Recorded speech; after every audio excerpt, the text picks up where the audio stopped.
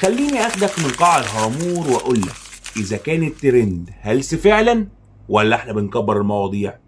جاهز تسمع؟ لو رجعنا بالزمن ورا شويه، لا مش قوي كده. سنه 2018 وبعد سنتين من الانتخابات الرئاسيه الامريكيه، طلع جورنال نيويورك تايمز وقال ان في بيانات ل 50 مليون واحد اتسربت من الفيسبوك. ازاي؟ قال لك في شركه اسمها كامبريدج اناليتيك عملت لعبه تحليل الشخصيه وجمعت بيانات ال 50 مليون دول وعرفت ميولهم وبيخافوا من ايه، واستخدمت البيانات دي في انها تقنع الناس بدونالد ترامب علشان ينتخبوا. ولما بريطانيا جت تعمل استفتاء علشان تخرج من الاتحاد الاوروبي سنه 2016، استخدمت حسابات وهميه، واخد بالك انت، حاجه كده زي الحسابات اللي بتدير الترندات اللي طالعه عندنا اليومين دول. الحسابات الوهميه دي بنسميها بوتس.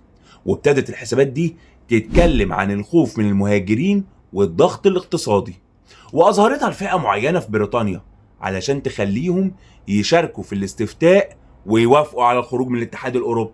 القصتين دول بيقولوا لك ان مفيش اي ترند بيطلع صدفه، كل حاجه بيبقى ليها هدف. هتقولي بس صفحات زي قاع الهامور وغيرها صفحات معموله للضحك والهلس وانتشرت علشان محتواها حلو. ما هي دي الكذبه يا اكسلانس.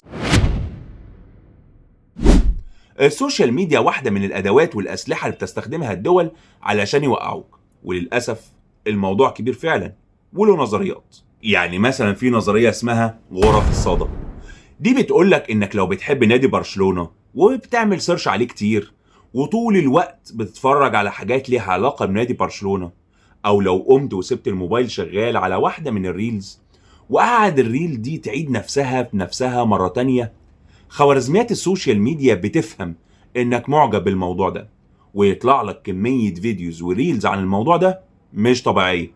وبالتالي لما حد يعوز يبصيلك معلومة او يخليك تهتم بموضوع هيحط لك فيه برشلونة، او يتنشر على واحدة من الصفحات المرتبطة باسم برشلونة.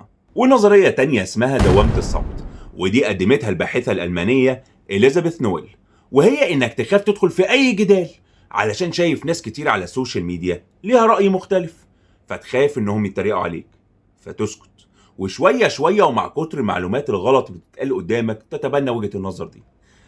ودي على فكرة نظرية برضو اسمها الغرس الثقافي، وأسسها الأستاذ الجامعي الأمريكي جورج جريبنر.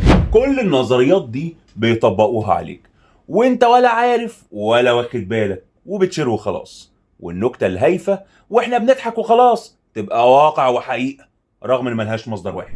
نيجي بقى لشركات التحليل اللي بتحلل البوست والتفاعل اللي عليه، وبتشوف ايه اللي في البوست اللي خلاك تتفاعل معاه ومين اللي شجعك تدخل عليه. هل البوست ولا حد من التيك توكرز واليوتيوبرز ولا فنان؟